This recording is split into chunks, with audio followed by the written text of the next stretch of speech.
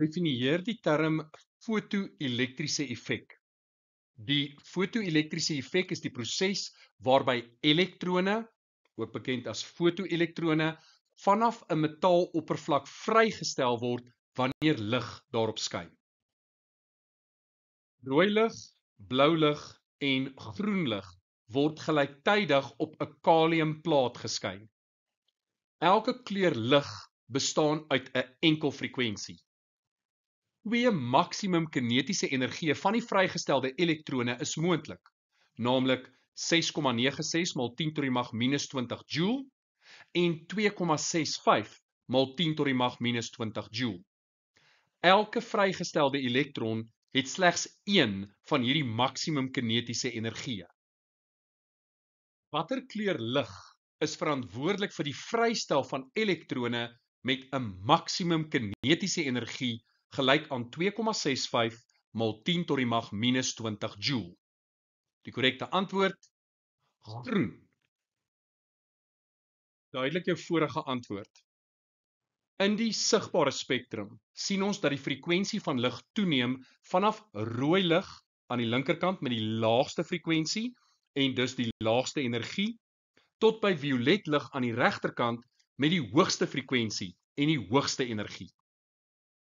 Van die 3 ligkleure in hierdie eksperiment het blou lig die hoogste frekwensie, gevolg deur groen en laastens rooi met die laagste frekwensie. Omdat slegs blou en groen lig fotoelektrone vrygestel het, beteken dit dat hul fotonenergie groter as die arbeidsfunksie van kalium was. Rooi lig het te min energie gehad en kon nie enige fotoelektrone vrystel nie. Bereken die frekwensie van die lig wat elektrone met 'n maksimum kinetiese energie van 6,96 mal 10 tot die mag minus 20 joule vrygestel het. Op ons formuleblad weet ons fotonenergie is die arbeidsfunksie plus die maksimum kinetiese energie. En ons gaan begin deur die arbeidsfunksie te bereken, want omdat dit dieselfde plaat is waarop hierdie lig skyn, daai arbeidsfunksie gaan nie verander nie. So W0 gaan konstant bly. So ons kan die fotonenergie herskryf as Planck se konstante maal met die frekwensie, want ons het die frekwensie van die lig in die bogenoemde beskrywing, en dit is gelyk aan die arbeidsfunksie wat ons graag wil bereken, plus die maksimum kinetiese energie wat ons het vir geval 1. So uit hierdie inligting gaan ons met ander woorde die arbeidsfunksie bereken, en dan sal ons daai waarde vat en aangaan om op die eind van die dag die frekwensie te bereken met hierdie maksimum kinetiese energie. Maar kom ons gaan aan, Planck se konstante 6,63 mal 10 tot die mag minus 34 maal met die frekwensie daarbo is 5,85 mal 10 tot die mag 14, en dit is gelyk aan die arbeidsfunksie wat ons wil bereken, plus die maksimum kinetiese energie wat ons daarbo kry, 2,65 maal met 10 tot die mag minus 20.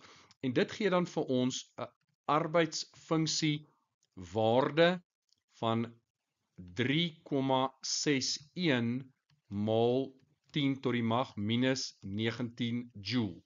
En ons gaan nou daardie waarde vat, tesame met die maksimum kinetiese energie hieronder gestel, en dan kan ons uit die aard van die saak die frekwensie gaan bereken, want ons gebruik net Planck se konstante.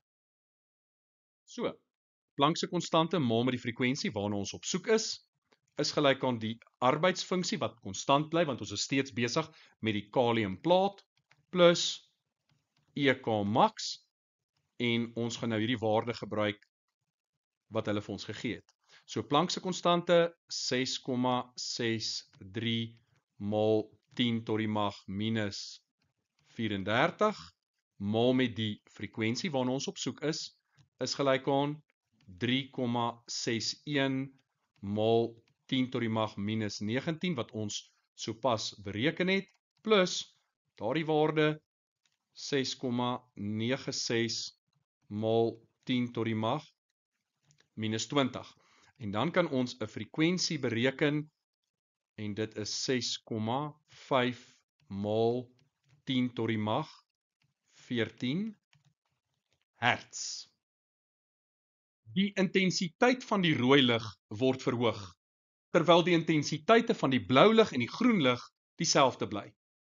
Watter effek sal hierdie verandering op die tempo hê waarteen elektrone vrygestel word? Die korrekte antwoord is, dit bly dieselfde. Nou waaroor gaan intensiteit? Intensiteit sê bloot die aantal fotone wat op die metaalplaat val per sekonde. So vir die blou lig en vir die groen lig verander die intensiteit nie. Daar's nie meer fotone nie en gevolglik nie meer fotoelektrone as gevolg van die blou lig of die groen lig nie. Die rooi lig se intensiteit is verhoog. Daar is met ander woorde meer rooi lig fotone, maar daardie fotone het steeds nie genoeg energie om die arbeidsfunksie van die metaal te oorkom nie. So al is daar meer rooi lig fotone, dit gaan nie lei tot enige fotoelektrone wat vrygestel word nie. En daarom bly die aantal fotoelektrone wat vrygestel word dieselfde. Sommige van die atome van 'n warm gas wat uit 'n enkele element bestaan, is in 'n opgewekte toestand. Die spektrum gevorm deur die warm gas word op 'n skerm in 'n donker kamer waargeneem. Die spektrum bestaan uit spesifieke gekleurde lyne op 'n swart agtergrond. Noem die soort spektrum gevorm. Dit is 'n lynemisiespektrum. Nou, 'n lynemisiespektrum is die teenoorgestelde van 'n absorpsiespektrum. Dit ontstaan wanneer 'n verhitte gas lig uitstraal. In plaas van 'n deurlopende reënboog, sien 'n mens 'n swart agtergrond met helder gekleurde lyne op spesifieke plekke wat ooreenstem met die frekwensies van lig wat die gasatome uitstraal. Verduidelik die teenwoordigheid van die gekleurde lyne in die spektrum. Die gekleurde lyne verteenwoordig frekwensies van die vrygestelde fotone wanneer atome na 'n laer energievlak beweeg. So, wanneer 'n elektron in 'n atoom energie verloor en na 'n laer energievlak beweeg, stel dit daardie energie vry as 'n ligfoton met 'n spesifieke kleur.